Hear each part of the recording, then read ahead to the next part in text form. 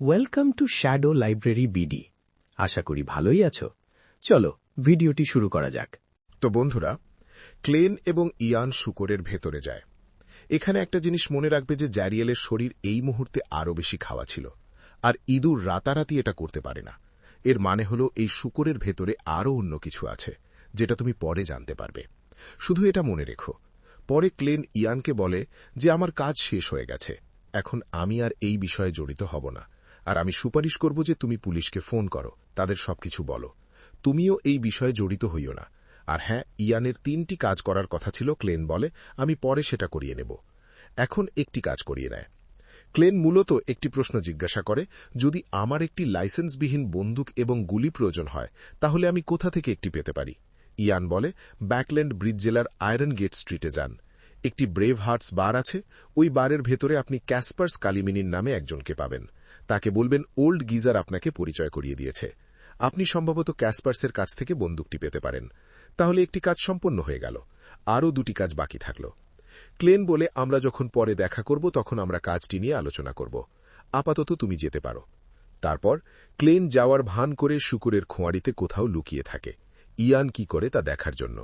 কিছুক্ষণ পরে ইয়ান ফিরে আসে এবং শূকরের খোঁয়াড়ির ভেতরে চলে যায়। মানে ইয়ান ক্লেনের কাছ থেকেও কিছু লুকিয়ে রেখেছে। সে হয়তো অনেক কিছু লুকিয়ে রেখেছে। যাই হোক না কেন, এটি একটি গ্যাং ট্যাংয়ের মামলা, আমার এতে জড়ানো উচিত হবে না। আমার কাজ শেষ, আমি চলে যাই। এখন সিন আসে অড্রির কাছে। সে ভিসকাউন্ট গ্লাইন্টের সাথে দেখা করে। শাও এবং ফোর্সও তার বাড়িতে এসেছিল। অড্রি তাদের 800 পাউন্ড দেয় কিলিংগস কেসের ইনফরমেশন দেওয়ার জন্য। শাও এবং ফোর্স এখানে খুব খুশি, কারণ তারা দুজনেই 400 পাউন্ড ভাগ করে নেবে। আর এখানে গ্লাইন্ট শাও এবং ফোর্সকে বলে যে যদি তোমরা আমার জন্য অ্যাপোথেকারির ফর্মুলা খুঁজে পাও সিকোয়েন্স 9-এর, তাহলে আমি তোমাদেরকে অনেক টাকা দেব, কারণ আমি একজন অ্যাপোথেকারি হতে চাই, অন্য কিছু হওয়ার ইচ্ছা নাই। যাই হোক, শাও, ফোর্স এমনকি গ্লাইন্টও জানেন না যে অড্রি ইতিমধ্যেই বিয়ন্ডার হয়ে গেছে। সে কেবল একজন বিয়ন্ডারই হননি, সিকোয়েন্স 9 পার করে সিকোয়েন্স 8-এও এসে পড়েছে। এরা সবাই মনে করে অড্রি এখনও স্বাভাবিক। এখন শাও এবং ফোর্স গ্ল্যান্টের কাছ থেকে কিছু বই ধার করে, অর্থাৎ তারা কিছু ভালো বই খুঁজে পায় যা তাদের আগ্রহ জাগায়। সেগুলি ইতিহাস ইত্যাদির সাথে সম্পর্কিত ছিল, এবং অড্রি চুপচাপ তাদের একটি বইয়ের ভিতরে একটি কাগজের টুকরো রেখে দেয়। এতে মিস্টার ফুলের মন্ত্রটি ছিল, the full who doesn't belong to this এরা। সে এটি সেখানে রাখে এবং মনে মনে বলে যে যদি শাও ভুলবশত এটি পড়ে ফেলে, তাহলে সে গ্রে ফগের সাথে সংযুক্ত হয়ে যাবে, এবং তারপর মিস্টার ফুল পরীক্ষা নিতে পারে অথবা যা চাইবে। সন্ধ্যায় শাও বইটি পড়ে এবং নোটটি খুঁজে পায়, যেখানে হারমেস ভাষায় লেখা ছিল, the full who doesn't belong to this এরা, এবং এইভাবে সম্পূর্ণ মন্ত্রটি ছিল। আর শাও এটা পড়ে ফেলে। পড়ার পর শাও ভাবে যে এটা আমি কি করলাম? যদি এটা কোনো দুষ্ট গডের চালাকি হয়, আর যদি সেই দুষ্ট গড আমাকে ধরে ফেলে, তাহলে আমার জীবন ধ্বংস হয়ে যাবে। এখন শাও ভয় পেতে শুরু করে। অন্যদিকে ক্লেইন তার বাসায় খবরের কাগজ পড়ছে এবং একটি খবর দেখছে। এটি মূলত একটি ইনভেস্ট করার সুযোগ সম্পর্কে একটি বিজ্ঞাপন ছিল। এটি ছিল একজন বিজ্ঞানী যিনি এমন এক ধরনের পরিবহন যন্ত্র তৈরি করছিলেন যা মানুষকে ভ্রমণের সুযোগ করে দেবে, এবং তিনি ইনভেস্টর খুঁজছিলেন। তাই ক্লেইন ভাবে, আমার কাছে তো আছে ব্যাংকে 100 পাউন্ডের মতো, তাহলে সেই 100 পাউন্ড ইনভেস্ট করা যেতে পারে। দেখা যাক পরিবহন যন্ত্রটি কেমন হয়। যদি ভালো কিছু ঘটে, যেমন সাইকেল, এই পৃথিবীতে এখনো সাইকেলের অস্তিত্ব নেই, সাইকেল খুবই বাজারজাত পণ্য, এতে ইনভেস্ট করব। ঠিক তখনই ক্লেইন একটি প্রেয়ার শুনতে পায়। কার প্রেয়ার? শাওয়ের। আর ক্লেইন গ্রে ফগে গিয়ে দেখে যে সে প্রেয়ার করতেছে। শাও সম্পূর্ণ ভয় পেয়ে যায়। ফোর্স বাসায় আসে। সে তাকে বলে, আমি ভয় পাচ্ছি অনেক, কারণ আমি ইতিমধ্যেই কারো প্রেয়ার করে ফেলেছি। এখন যদি সে ইভিল গড হয় তাহলে আমি শেষ, আমাদের কিছু করতে হবে। আর ফোর্স বলছিল, ভয় পাস না, যদি কিছু হতো তাহলে তা এতক্ষণ ঘটে যেত। তদুপরি যদি এই প্রেয়ারের কারণে কোনো ইভিল গড সত্যিই তোর প্রতি আকৃষ্ট হয়, তাহলে আজ রাত পর্যন্ত অপেক্ষা করা যাক। এর ভিতরে তোর সাথে কিছু না কিছু ঘটবে। এখনই চার্চে যাওয়ার কোনো দরকার নেই। আজ রাতে যদি তোর সাথে খারাপ কিছু ঘটে, তাহলে আমরা চার্চে যাব, অথবা তোর ভেতরে থাকা ইভিল গড বা স্পিরিট তাড়িয়ে দেওয়ার জন্য আমরা এক ধরনের ভূত প্রেত তাড়ানোর রিচুয়াল করব। তো এই সব শোনার পর শাও ঘুমিয়ে পড়ে। এখন সেই রাতের মাঝামাঝি সময় ক্লেইন হঠাৎ জেগে ওঠে এবং ভাবে, আমি শাওকে মাত্র 1 সেকেন্ডের জন্য গ্রে ফগে টেনে আনব এবং সাথে সাথে কানেকশন কেটে দেব। শাও ঘুমিয়ে থাকবে এবং এমন কিছু ঘটছে তাও জানতে পারবে না। সে ভাববে যে সে কিছু স্বপ্ন দেখেছে। তাহলে দেখা যাক এটা কিভাবে কাজ করে। আর ক্লেন তাই করে। সে গ্রে ফগে গিয়ে শাওকে 1 সেকেন্ডের জন্য টেনে নিয়ে যায়। শাও ঘুম থেকে ওঠার আগেই সে গ্রে ফগে বসে থাকা কাউকে দেখতে পায়, আর তার আগেই সে কানেকশন কেটে দেয়। পরে শাও ফিরে যায়, কিন্তু শাও বিছানায় ঘুমাচ্ছে, কিন্তু সাথে সাথে সে জেগে ওঠে। আর সে নিশ্চিত ছিল যে সে স্বপ্নে একজন ইভিল গডকে দেখেছে, তাই এখন ভাবে আমাকে এক ধরনের পিউরিফিকেশন রিচুয়াল করতে হবে, যাতে আমার মধ্যে যে কোনো ইভিল গড প্রবেশ করেছে এবং আমি তার প্রতি অ্যাট্রাক্ট হয়ে গেছি, হ্যাঁ, তার আমার পিছনে আসা বন্ধ করতে হবে। যাই হোক, এখন ক্লেইন শাওকে তার এই গ্রে ফগে টেনে আনার পর 2-3টি জিনিস বুঝতে পারে। প্রথমত, তার স্পিরিচুয়ালিটি অনেকটা ভেঙে পড়তে শুরু করেছিল। কোনোভাবে সে নিজেকে কন্ট্রোল করেছিল, আর এর কারণ হল ক্লেইনের যতটুকু স্পিরিচুয়ালিটি ছিল, যেমন সে বর্তমানে সিকোয়েন্স 8-এ আছে, তাই সে তার পাওয়ার অনুযায়ী কিছু লোকদের টেনে আনতে পারবে, অর্থাৎ সে বেশি লোককে টেনে আনতে পারবে না এই মুহূর্তে গ্রে ফগের মধ্যে। এটার একটা লিমিট আছে। এছাড়াও সে কেবল তার এক সিকোয়েন্স ওপরে থাকা একজন বিয়ন্ডারকে পুল করতে পারবে, এর বেশি নয়। তাই এই ছিল সেই লিমিট যা আমি তোমাকে বললাম। এদিকে শাওয়ের কথা বলতে গেলে সে ভাবছে যে পরবর্তী যে মিস্টার এর বিয়ন্ডার গ্যাদারিং হবে, আমি সেখানে বোর্ডে লিখব যে 20-30 পাউন্ড নাও এবং কেউ আমাকে পিউরিফাই করে দাও। সেখানে কেউ না কেউ একজন হবে যে শুদ্ধিকরণ অনুষ্ঠান করতে পারবে। যাই হোক, পরের দিন সকালে যখন ক্লেইন ঘুম থেকে ওঠে, তার দরজায় কেউ নক করে। ক্লেইন দরজা খুলে দেখল মিয়ার সল্ট। যদি তোমার মনে না থাকে মিয়ার সল্ট কে, ক্লেইন যে জার্গালের বাড়ির গার্ডকে জিজ্ঞাসা করেছিল তোমাকে কে পাঠিয়েছে, এই মিয়ার সল্টই সেই গার্ডকে পাঠিয়েছিল। গ্যাংয়ের লোকটি ক্লায়েন্টের কাছে এসে রাগী গলায় বলল, তুমি কি শার্লক মরিয়ার্টি? ক্লায়েন্ট বলল, হ্যাঁ, আমি শার্লক মরিয়ার্টি। আমি একজন ডিটেকটিভ। সে বলল, তোমার জন্য আমার কাছে একটা কাজ আছে। আমি তোমাকে 30 থেকে 50 পাউন্ড দেব। শুধু ইয়ান রাইটকে খুঁজে বের করো। ক্লায়েন্ট বলল, না না, আমি তোমাকে এই ধরনের কোনো তথ্য দিতে পারব না, আর তাছাড়া আমি জানিও না ছেলেটি কোথায়। এই কথা শুনে মেয়র সল্ট একটু রেগে গিয়ে ক্লায়েন্টকে বলল, দেখো, তোমাকে এটা করতেই হবে। 50 পাউন্ড নাও, কিন্তু এটা করো। ক্লায়েন্টের মূলত এটা করার মতো ছিল না, তাই ক্লায়েন্ট বলে দেয়, আমি এটা করতে পারব না। পরে মেয়র সল্ট রেগে মেগে সেখান থেকে চলে যায়। তারপর ক্লায়েন্ট বাসা থেকে বেরিয়ে মিস্টার লেপার্ডের বাসায় চলে যায়। মিস্টার লেপার্ড সেই একই ব্যক্তি যিনি কোনো ধরনের পরিবহন যন্ত্র তৈরি করছেন এবং তার ইনভেস্টের প্রয়োজন। ক্লায়েন্ট সেখানে গিয়ে বলে, প্রথমে আমি ডিভাইসটি দেখব, তারপর সিদ্ধান্ত নেব যে ইনভেস্ট করব কি করব না। এবং মিস্টার লেপার্ড বললেন, প্রথমে আপনি একটি এনডিএ স্বাক্ষর করুন, একটি নন ডিসক্লোজার এগ্রিমেন্ট, তারপর আমি আপনাকে ডিভাইসটি দেখাব। তাই ক্লায়েন্ট সবকিছুতে স্বাক্ষর করে। তারপর সে ডিভাইসটি দেখায়, যা একটি রিকশার মতো। আমাদের এখানে আছে না রিকশা, তার মতো দেখতে কিছুটা। এর 4টি চাকা আছে, এরকমই কিছু ছিল। এবং লেপার্ড বলে যে সে এম্পেরার রোজেলের একটি পাণ্ডুলিপিতে এই জাতীয় একটি নকশা দেখেছে, আর সেভাবেই সে এটি তৈরি করছে। আর এটি ওই একইভাবে প্যাডেলে চালানো একটি রিকশা ছিল। কিন্তু ক্লায়েন্ট বলে, দেখুন, যদি কোনো জিনিস মানুষের শক্তিতে চলে, তবে এটি 4 জনের বেশি লোককে টানতে পারবে না।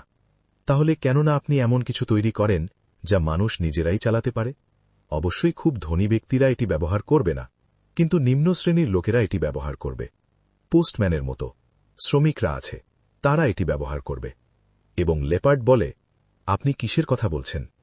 ক্লায়েন্ট বলে, একটি সাইকেল আবিষ্কার করেন। সে লেপার্ডকে দেখায় যে এরকম কিছু করা যেতে পারে, আপনি এটিকে সাইকেল বলতে পারেন। লেপার্ডের বাইক নামটা খুব পছন্দ, আর সে বলল, ঠিক আছে, আমি এই রকম একটা পরিবহন যন্ত্র বানাব। তাহলে কি আপনি ইনভেস্ট করবেন? ক্লায়েন্ট বলল, হ্যাঁ, আমি আপনার পরিবহন যন্ত্রে 100 পাউন্ড ইনভেস্ট করব। প্রথমে আমরা একটা এগ্রিমেন্ট করব, কিন্তু প্রশ্ন হল, আমি যে 100 পাউন্ড ইনভেস্ট করব তাতে আমি কত % পাব? ক্লিন মনে মনে বলে, আমি 10% নেব। না, আমি প্রথমে বলবো 15%, তারপর 10% নেব। কিন্তু এই সব ভাবার আগেই লেপার্ড বলে ওঠে, আমি আপনাকে 35% দেব। আর ক্লিন বলল, ওকে, ডিল ফাইনাল।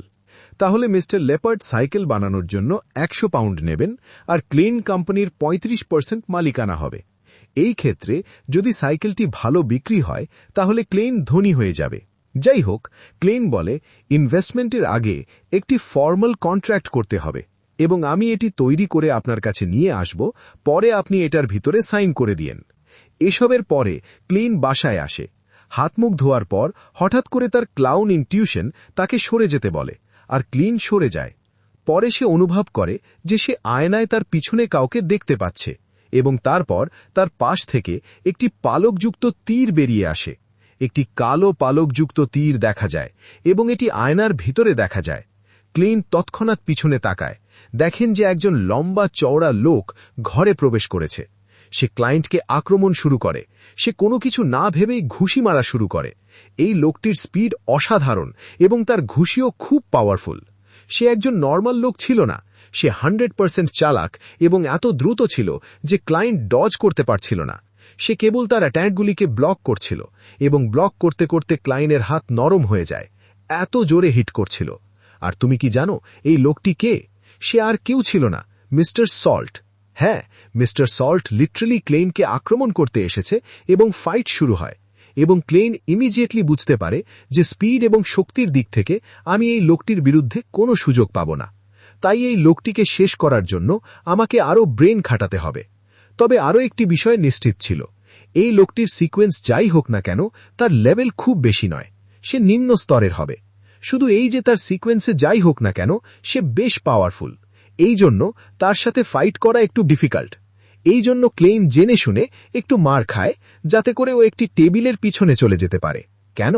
কারণ সে কন্ট্রাক্টটি করার জন্য একটি স্টিলের টেমপ্লেট এনেছিল। ক্লেইন এই টেমপ্লেটটি তার হাতে লুকিয়ে রাখে এবং এমন আচরণ করে যেন সে উঠতে পারছে না। ক্লেনের এই পরিস্থিতি দেখে মিয়ার সল্ট একটু অতিরিক্ত আত্মবিশ্বাসী হয়ে পড়ে। ভাবে, ভাই আমি তাকে পরাজিত করেছি।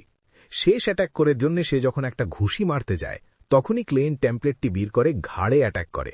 মিয়ার সল্টের শ্বাসনালী সম্পূর্ণভাবে কেটে যায়, সাথে সাথে মিয়ার সল্ট মারা যায়।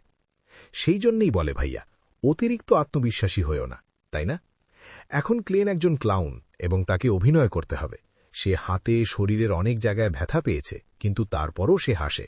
হ্যাঁ, একজন ক্লাউন এভাবেই হাসে, কারণ এভাবেই পোষণ ডাইজেস্টেড হয়। সে এমন আচরণ করছে যেন সে একজন অরিজিনাল ক্লাউন, আর সবকিছুতেই সে শুধু হাসবে। ঠিক এই মুহূর্তে সে একটা রসিকতাও করে। আর এদিকে সে মনে মনে বলে, আমার সমস্ত আসবাবপত্র ভেঙে গেছে, চেয়ার টেবিল ঘরের সবকিছু ভেঙে গেছে। কে এটা আবার তৈরি করবে? নাইট হকরা করবে। তারা কেন করবে? এখন যেহেতু আমি আর নাইট হক নই, তারা তো আর বেঁচে নেই। এটা বেশ দুঃখজনক ছিল ক্লেনের জন্যে। কিন্তু তারপরও ক্লেন হাসছে, পোষণটি ডাইজেস্টেড করার চেষ্টা করছে। ক্লাউন হওয়া খুবই কঠিন। যাই হোক, ক্লেন ইমিডিয়েটলি ড্রিম ডেভিনেশন করে ফেলে যে কে আমাকে হত্যা করতে মিয়ার সল্টকে পাঠিয়েছিল, এবং এখানে সে একজন গড়পড়তা লোককে দেখতে পায়। তিনি একজন মধ্যবয়সী মানুষ ছিলেন, যিনি মিয়ার সল্টকে বলছিলেন, আমি ইয়ান রাইটকে চাই, জীবিত বা মৃত। মিয়ার সল্ট সেই লোকটিকে মিস্টার অ্যাম্বাসেডর বলে সম্বোধন করেন। অ্যাম্বাসেডর অর্থ কি জানো? আমি বলছি, অ্যাম্বাসেডর হল সেই ব্যক্তি যে দুটি দেশের মধ্যে সম্পর্ক বজায় রাখে। অর্থাৎ এই ইয়ান যে কেসটি দিয়েছিল তার বিশ্বব্যাপী সংযোগ রয়েছে, অর্থাৎ আন্তর্জাতিক লেভেলের মামলা এটা। আমি এত বড় মামলায় আটকা পড়ে গেছি, কিন্তু এটি একটি ছোট মামলা ছিল, আর আমি মাত্র 5 পাউন্ড নিয়েছিলাম। এর চেয়ে তো আমার ক্ষতি হয়ে গেল। যাই হোক, এখন ক্লেন ইমিডিয়েটলি ডেভিনেশন করে যে এই লোকেরা কেন ইয়ানকে খুঁজছিল, কারণ কি। কিন্তু মিয়ার সল্টও এই কারণটি জানতেন না। ড্রিম ডেভিনেশনে ক্লেন দেখে যে যখন মিয়ার সল্ট অ্যাম্বাসেডরকে এর কারণ সম্পর্কে জিজ্ঞাসা করে, তখন অ্যাম্বাসেডর বলে, যতটা কাজ দেওয়া হয়েছে ততটা করো, কারণ জিজ্ঞাসা করো না। এই সমস্ত ডেভিনেশনের পরে ক্লেন দেখে যে মিয়ার সল্টের বডি থেকে একটি বিয়ন্ডার ক্যারেক্টারিস্টিক বের হচ্ছিল। গাঢ় লাল জেলির মতো কিছু একটা ছিল, তাই ক্লেইন এটা তুলে নিয়ে ভাবছে এটা দিয়ে কি করা যায়। 1 মিনিট, ঘরে অনেক ভাঙা জিনিসপত্র, সর্বত্র রক্ত। আগে আমাকে সবকিছু লুকিয়ে রাখতে হবে, কারণ যদি বিয়ন্ডার কেউ এসে এখানে পরীক্ষা করে দেখে তাহলে আমি সমস্যায় পড়ে যাব। ক্লেইন এখন কি করবে? সেই সমস্ত জিনিসপত্র তুলে নেয় যা যা সন্দেহজনক হতে পারে এবং যেটাতে বিয়ন্ডারের মনে কোনো সন্দেহ জাগতে পারে, সব তুলে নিয়ে গ্রে ফগে ফেলে দেয়, ইনক্লুডিং মিয়র সল্ট সি বিয়ন্ডার। কারণ গ্রে ফগের ভেতরে থাকা আইটেমের ডেভিনেশন করা সম্ভব না। গ্রে ফগ হল ক্লেইনের প্লট আর্মার।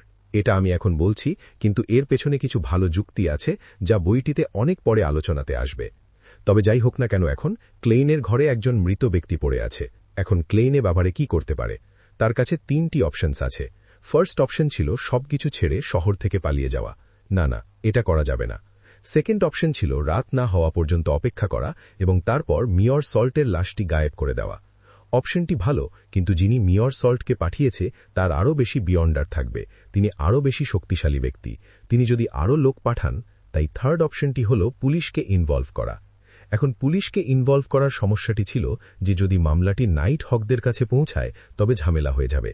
তাই ক্লেইন পরিকল্পনা করে, না, আমি যে এলাকায় আছি সেখানে নাইট হকদের তেমন প্রভাব নেই, অন্য চার্চের প্রাধান্য রয়েছে এবং মামলাটি সেখানেই থাকবে।